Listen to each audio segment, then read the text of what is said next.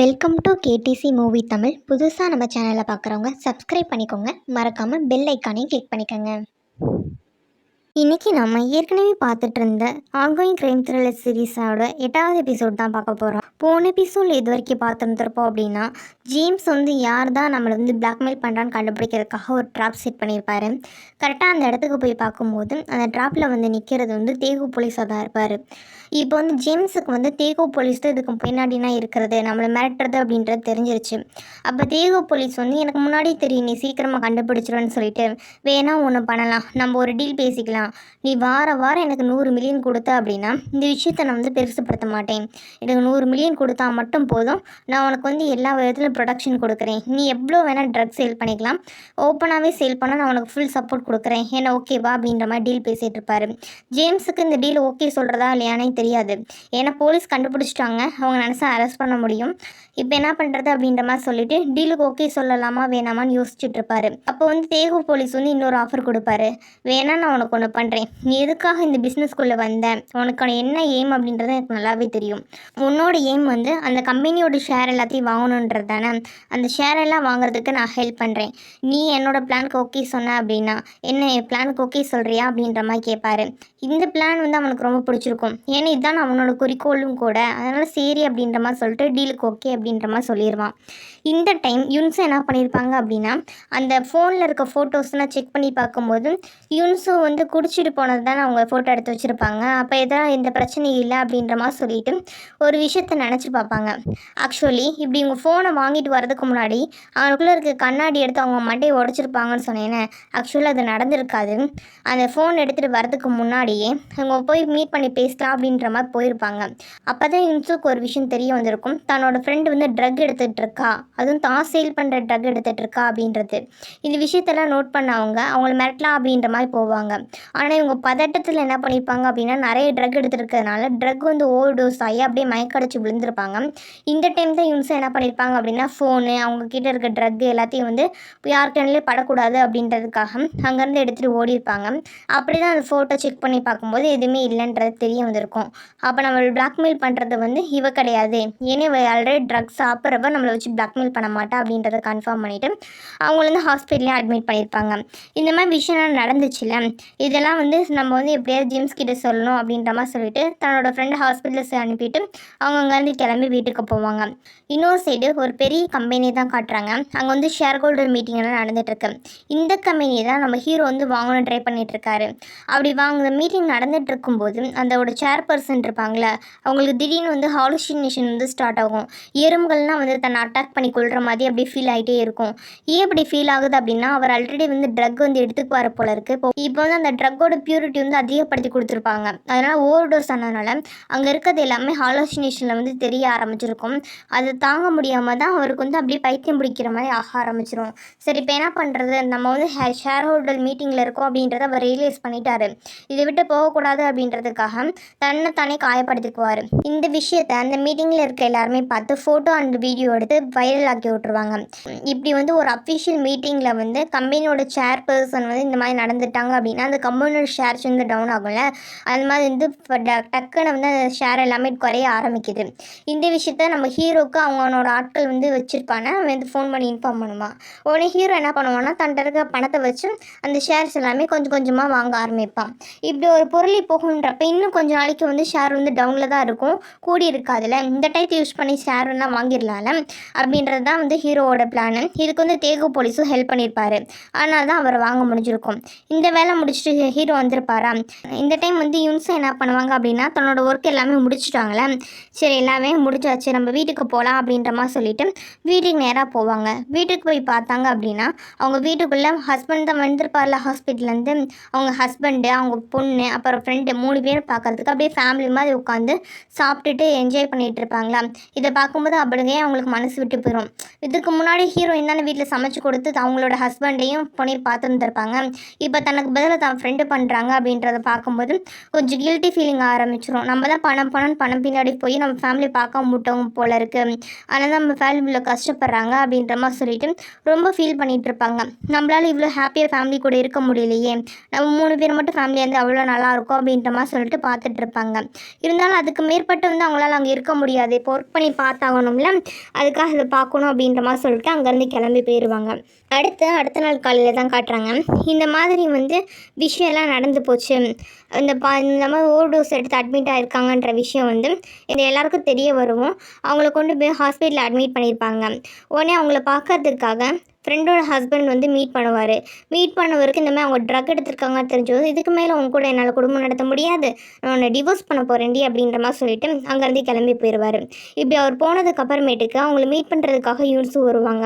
யூன்ஸு வந்துட்டு எதுக்கும் ஃபீல் பண்ணாத, என்னால் வந்து வேறு எந்த ஹெல்ப்பும் பண்ண முடியாது, இப்போ நீ ட்ரக் எடுத்துகிட்ட அப்படின்றது எல்லாருக்கும் தெரிஞ்சு போச்சு, ஆனால் உன்னோட பேரண்ட்ஸ் மீட்டிங் இதில் நீ கலந்துக்க முடியாது, என்னால் என்ன ஹெல்ப் பண்ண முடியும் அப்படின்னா உன்னோட பொண்ணு ஸ்கூலுக்கு போகிறதுக்கு வந்து நான் வந்து சேஃப்டியை வந்து கொடுக்க முடியும், மற்றபடி எந்த ஹெல்ப்பும் என்னால் பண்ண முடியாது அப்படின்ற மாதிரி சொல்லுவாங்க. அப்போ அதை ஃப்ரெண்டு கேட்பாங்க, ஆனால் நான் ட்ரக்கெல்லாம் எடுத்தேனே, இந்த விஷயம் போலீஸ் தெரிஞ்சு என்னாகிறதுன்னு சொல்லி கேட்கும்போது அங்கன்னா எதுவுமே இல்லை, நான் எல்லாத்தையும் அப்புறப்படுத்திட்டேன், இந்த ஒரு விஷயம் தான் உனக்கு ஃப்ரெண்டாக என்னால் பண்ண முடியும், வேறு எதுவும் என்கிட்ட எக்ஸ்பெக்ட் பண்ணாத அப்படின்ற மாதிரி சொல்லிட்டு ஜேம்ஸும் நேராக அங்கேருந்து கிளம்பி ஜேம்ஸை பார்க்கறதுக்காக போவாங்க. ஜேம்ஸை மீட் பண்ணி இந்த மாதிரி நடந்த விஷயங்கள் எல்லாத்தையும் சொல்லிவிட்டு, என்னோடய ஃப்ரெண்டு வந்து இந்த மாதிரி பிளாக்மெயில் பண்ண ஆள் கிடையாது, வேறு யாரை தான் பிளாக்மெயில் பண்ணுறாங்க, எனக்கு ரொம்பவே பயமாக இருக்குது, இப்போ என்ன பண்ணுறது அப்படின்ற மாதிரி சொல்லிட்டு இருப்பாங்க. நீ என்ன தான் பண்ண அப்படின்னு சொல்லி கேட்கும்போது இந்த மாதிரி அவள் ட்ரக்கெல்லாம் வச்சுருந்தாலும் அதெல்லாம் நான் ஒழிச்சு வச்சேன் அப்படின்ற மாதிரி எல்லாமே சொல்லிட்டு இருப்பாங்க. நீ ஏன்டி பைத்தியமா, இதுக்கு தேவையில்லாமல் அதெல்லாம் தலையிடுற அப்படின்ற மாதிரி சொல்லிட்டு ஹீரோ சத்தம் போடுவான். சரி இப்போ இனிமேல் அப்படி பண்ண மாட்டேன் அப்படின்ற மாதிரி யூன்ஸு பேசிகிட்டு இருப்பாங்களா.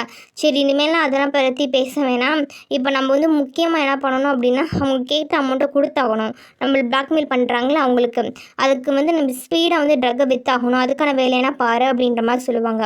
ஆனால் யூன்ஸும் என்ன சொல்லுவாங்கன்னா, நமக்கு இன்னும் பிளாக்மெயில் பண்ணுறது யாருன்னே தெரியல, அவர் வந்து இன்னும் கொய்ஸானா நம்ம என்ன பண்ணுறது, நம்ம வந்து இதுக்கு மேலே வந்து என்ன பண்ண முடியும், அதெல்லாம் இந்த விஷயத்தை நம்ம ஸ்டாப் பண்ணிடலாமா அப்படின்ற மாதிரி கேட்பாங்க. வேறு வழியே இல்லை, நம்ம ஸ்டாப்னா பண்ண முடியாது, அவங்க கேட்குறத நம்ம சேல் பண்ணி கொடுத்து தான் ஆகணும், இவ்வளோ நேரம் வந்து நீ பாவம் புதுசு அப்படின்றதுனால தான் உன்னை வந்து விட்டுட்டு இருந்தேன், இப்போ தான் ஃபீல்டுக்குள்ளே வந்து இவ்வளோ வேலை பார்த்துட்டில்ல, கரெக்டாக வேலையை பாரு, அவங்க கேட்டதை நம்ம கொடுத்து தான் ஆகணும், பார்த்துக்கோ அப்படின்ற மாதிரி சொல்லிட்டு யூன்ஸும் வந்து மிரட்ட ஆரம்பிப்பாங்க. யூன்ஸுக்கு இப்போ வேறு வழியே இல்லை, எப்படியாவது ஒர்க் பண்ணி ஆகணும் அப்படின்ற நிலைமைக்கு வந்து உள்ளே தள்ளிடுவாங்க.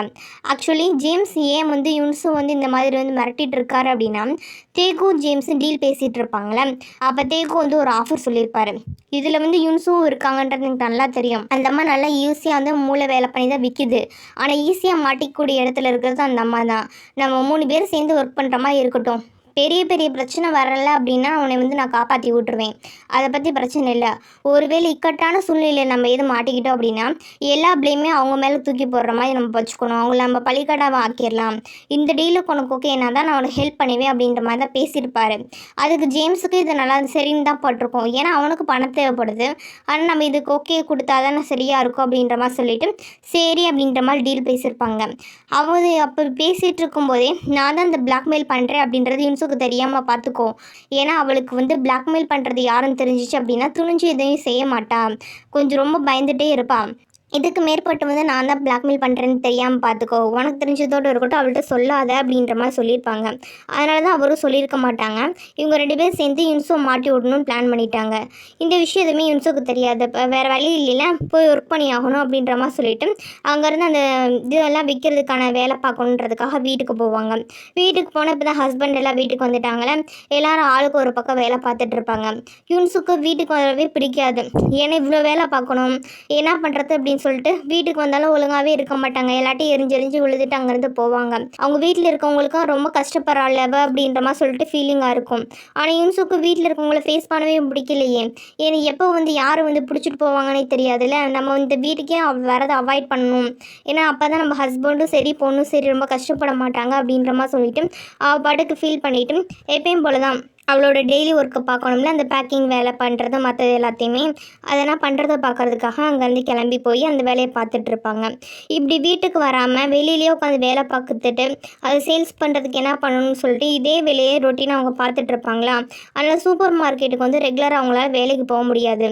அங்கே இந்த மாதிரி லேட்டாக அடிக்கடி வரதுனால அங்கே இருக்கவங்க என்ன பண்ணிடுவாங்கன்னா, இதுக்கு மேலே நீங்கள் இந்த வேலைக்கு வரவே நான் ஒழுங்காக வேலை பார்க்க மாட்டேங்கன்னு சொல்லிட்டு அந்த வேலையை விட்டு தூக்கி விட்டுருப்பாங்க. இப்போ யூன்ஸுக்கு என்ன பண்ணுறதுன்னு தெரியல, இப்படி ஆகி போச்சு அப்படின்ற அப்படின்ற மாதிரி சொல்லிட்டு திருப்பி அந்த ட்ரக் பிஸ்னஸ் தானே பண்ணியாகணும், அது இந்த வேலையை போய் பார்த்துட்டு இருப்பாங்க. முன்னாடி வந்து யூன்சப் பண்ணும்போது வந்து தனக்கு பணம் சம்பாதிக்கணும் அப்படின்ற மோட்டிவ் வந்து பண்ணிட்டு இருந்தாங்க.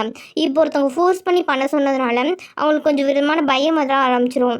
ஒருவேளை நம்ம இந்த ஃபீல்டுக்குள்ளேயே மாட்டிக்குவோமோ, நம்மளை வந்து யாரும் வந்து வசமாக சிக்க வைக்க மாக்கிற மாதிரி நமக்கு தோணிட்டு இருக்கே அப்படின்ற மாதிரி சொல்லிட்டு கொஞ்சம் கொஞ்சமாக அவங்களுக்கு டவுட் வர ஆரம்பிக்கும். ஏன்னா அவங்களுக்கே கொஞ்சம் ஃபீல் ஆகும்ல, என்ன தான் இருந்தாலும் அந்த மாதிரி ஃபீல் பண்ண ஆரம்பிப்பாங்க. சரி எப்படியாவது இந்த இதுலேருந்து நம்ம வெளியே வந்தாகணும், ஜேம்ஸை இப்போ நம்ப முடியாது போல இருக்குது அப்படின்ற மாதிரி சொல்லிட்டு ஜேம்ஸ் மேலே கொஞ்சம் கொஞ்சமாக அவங்களுக்கு வந்து டவுட் வர ஆரம்பிக்கும்.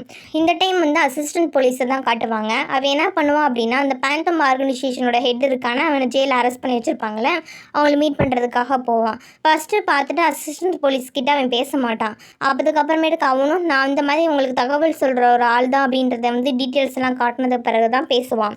அப்போ வந்து கேட்பான், நான் உங்களுக்குன்னா மேலே ஒருத்தவங்க ஆர்டர் கொடுக்குறாங்கல்ல, அவங்க யார், எப்படி உங்களுக்கு தெரியும் அப்படின்ற மாதிரி டீட்டெயில் கேட்கும்போது, நீ இந்த விஷயத்தை இன்னும் கொஞ்சம் விசாரிக்க தான் உனக்கு தெரிய வரும், நான் என்னால் எதுவுமே சொல்ல முடியாது, நீ பார்த்து உன்னால் முடிஞ்சால் கண்டுபிடிச்சிக்க அப்படின்ற மாதிரி சொல்லிட்டு அங்கேருந்து அனுப்பி விட்டுருவான். இந்த அசிஸ்டன்ட் போலீஸ்க்கு ஒரே குழப்பமாக இருக்கும், யாராக தான் இருப்பாங்க இதுக்கு பின்னாடி, அப்படி என்ன தான் நடந்திருக்கும் தெரியாமல் இந்த விஷயத்தை டீட்டெயிலாக விசாரிக்கணும்னு சொல்லிட்டு ஒவ்வொரு க்ளூவாக எடுத்து வந்து விசாரிக்க ஆரம்பிச்சுட்டு இருப்பான்.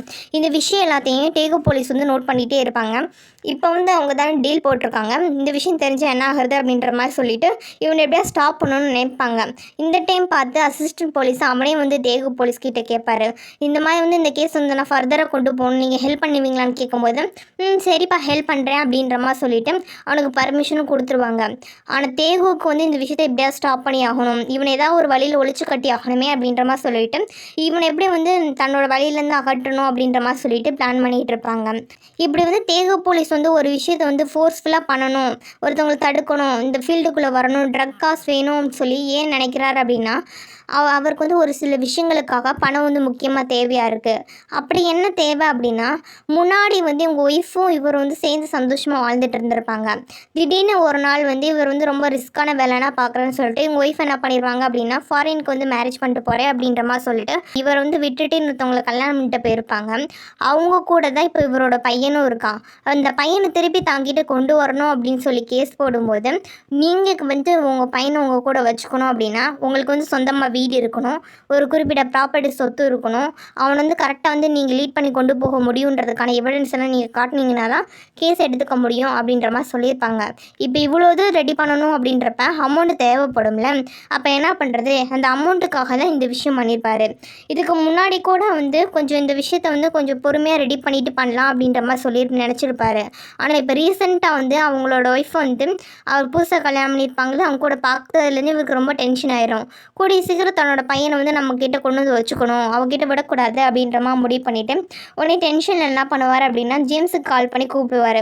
என்ன சார் இந்த டயத்தில் கூப்பிட்ருக்கீங்கன்னு கேட்கும்போது, எனக்கு வந்து 200 மில்லியன் வந்து எக்ஸ்ட்ரா வேணும், இனிமேல் வாரம் 100 மில்லியன் இல்லை 200 மில்லியன் அனுப்புங்க அப்படின்ற மாதிரி சொல்லுவாங்க.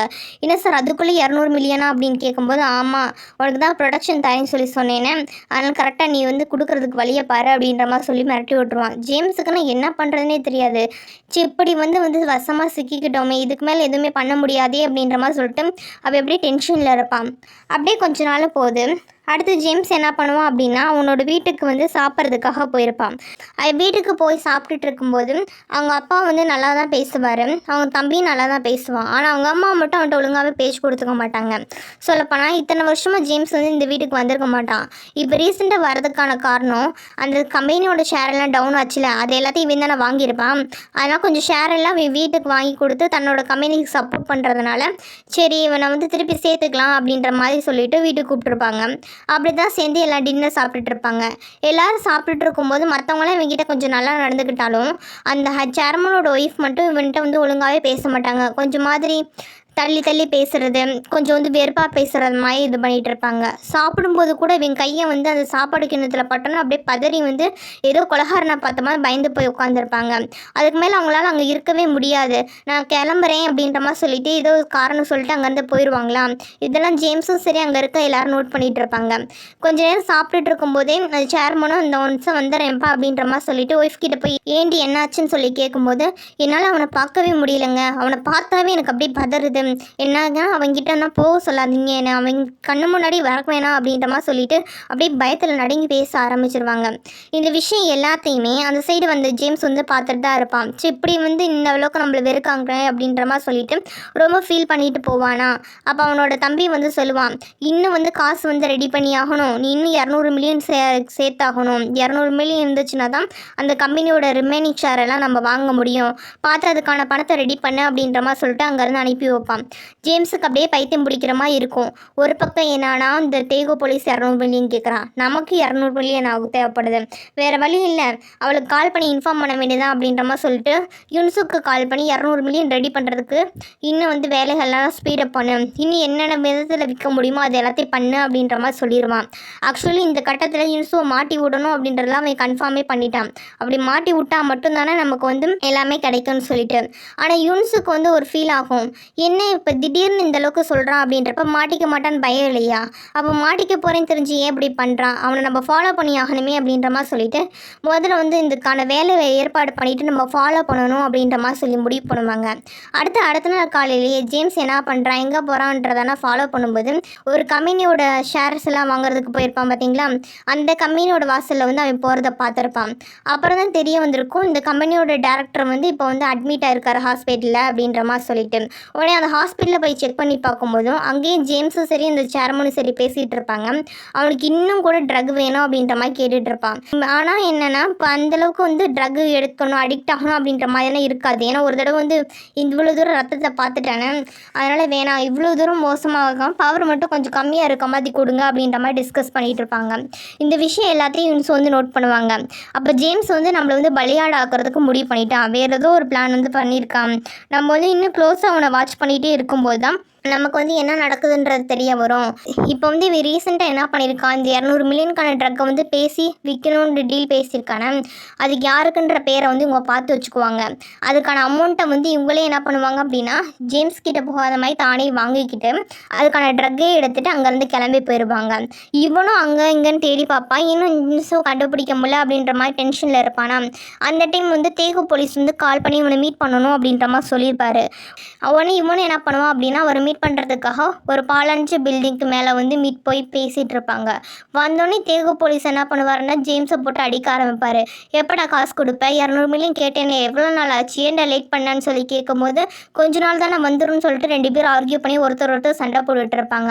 இப்படி 2 பேர் சண்டை போட்டுட்டு இருக்க இந்த டைமத்தில் கரெக்டாக அங்கே பேக்கோட யூன்ஸும் வந்து வருவாங்க. யூன்ஸும் வந்தவங்களுக்கு இப்போ தான் தெரிய வரும், நம்மளை இத்தனை நாள் பிளாக்மெயில் பண்ணது வாட்ச் பண்ணது எல்லாமே வந்து இந்த தேகு போலீஸ் தான். அது மட்டும் இல்லாமல் ஜேம்ஸும் தேகு போலீஸு கூட்டணி போடுறது நம்மள ஏதோ பண்ண பார்த்துருக்காங்க அப்படின்றது புரிய வந்துடும். உடனே அவங்க என்ன சொல்லுவாங்க அப்படின்னா பணத்துலேருந்து எல்லாமே என்கிட்ட தான் இருக்குது, நான் எதுக்காக எவ்வளோ ரிஸ்க் எடுத்து உங்களுக்கு வந்து இந்த விஷயம்லாம் பண்ணி கொடுக்கணும் அப்படின்ற மாதிரி கேட்பாங்க.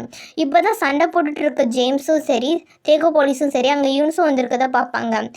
இப்போ தான் வந்து அவங்க 3 பேருமே ஒருத்தர் டேரெக்டாக வந்து மீட் பண்ணிக்கிறது. இதுக்கு முன்னாடி வந்து யூன்ஸும் ஜேம்ஸும் வந்து மீட் பண்ணியிருப்பாங்க. இப்போ வந்து தனியாக அவங்க டீல் போட்டதுக்கு அப்புறமேட்டுக்கு தனக்கு பின்னாடி வந்து இன்னொருத்தவங்க இருக்காங்க, நம்ம பணத்தை சம்பாரித்து இவருக்கும் கமிஷன் கொடுக்கணுன்றது யூன்ஸுக்கு தெரியாதுல்ல, இப்போ தானே தெரிய வந்திருக்கும். அப்போ 3 பேர் இந்த ட்ரக் டீலில் வந்து பார்ட்னராக இருக்கவங்க ஒருத்தருக்கு ஒருத்தர் நேருக்கு நேராக வந்து பார்த்து மீட் பண்ணிக்கிறாங்க. இவங்க பிஸ்னஸ் வந்து இப்படியே தான் போக போதா, யூன்ஸும் வந்து ஸ்டாப் பண்ண போகிறேன்ற மாதிரி சொல்லிட்டு இருக்காங்களே, உடனே தேகு போலீஸ் வந்து விடுவாங்களா இல்லை யூன்ஸும் அரெஸ்ட் பண்ணி வைப்பாங்களா, அடுத்து என்னென்ன நடக்க போகுது அப்படின்றத அடுத்து வர எபிசோடுகளில் வந்து பார்க்கலாம். நான் எக்ஸ்பிளைன் பண்ணது உங்களுக்கு பிடிச்சிருந்துச்சு அப்படின்னா மறக்காமல் சப்ஸ்கிரைப் பண்ணுங்கள், லைக் பண்ணுங்கள், ஷேர் பண்ணுங்கள், கமெண்ட் பண்ணுங்கள். தேங்க்யூ ஃபார் யுவர் வாட்சிங்.